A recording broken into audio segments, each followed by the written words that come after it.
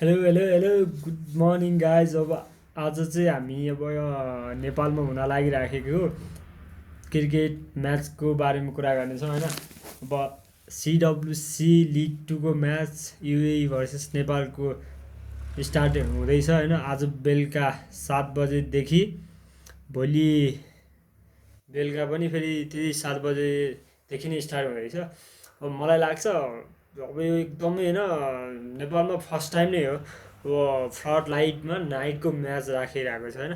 मलाई लाग्छ सबै क्रिकेटर फ्यानहरू एकदमै एक्साइटेड छन् होइन यो म्याच हेर्नको लागि। म पनि एक्साइटेड नै छु। अब जान पाएदेखि त एकदमै होइन रमाइलो नै हुन्थ्यो बेलुकाको म्याच थियो होइन। एकदमै अब यस्तो गर्मी मौसममा चिसो ठाउँमा बसेर होइन छुट्टै मजा हुन्छ नि होइन। अब अनि अर्को कुरा त के छ भने यो पालि चाहिँ हाम्रो दिपेन्द्र सिंह एरीको कप्तानीमा चाहिँ यो म्याच हुँदैछ होइन। अब दिपेन्द्र सिंह एरीले कतिको होइन अब राम्रो कप्तानी गर्छन् भन्ने कुरा पनि हुन्छ त्यहाँ। हुन त पहिला पनि अलिअलि गर्दै आइराखेकै छन् आकाश झोकल कुनै कुनै म्याचमा होइन। रोहित पौडेल चाहिँ अहिले हालको यो सिडब्लुसी लिग टूको म्याच चाहिँ नखेल्ने भएका छन्। अनि त्यहाँमाथि अहिले अब कुशल मल्लहरू नन्दन यादव होइन अनि हेमन्त धामीहरू अब नयाँ नयाँ नयाँ नयाँ प्लेयरहरू जोइन भएकै छन् यो लिगमा। हुनसक्छ एकदमै राम्रो होस् हुन्छ म्याच होइन। अब म नि त्यही चाहन्छु कि यो लिगमा चाहिँ नेपालले जसरी नि जित्न पऱ्यो।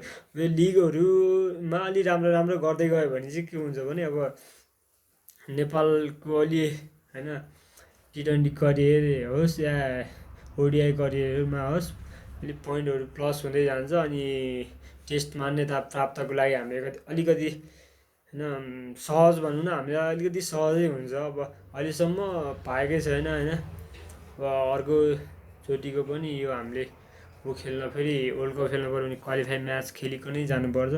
अब अलिकति के हातहरू बसालिन्छ नयाँ एक्सपिरियन्स हुन्छ होइन नयाँ नयाँ हुन त अलि मलाई लाग्छ कि यो सिडब्लुसी लिग टूको म्याचमा जुन छ नि युएईसँग छाडेर अरू कुनै देशसँग पनि राखिदिएको भए अझ राम्रो हुन्थ्यो भन्ने कुरा हो मेरो चाहिँ।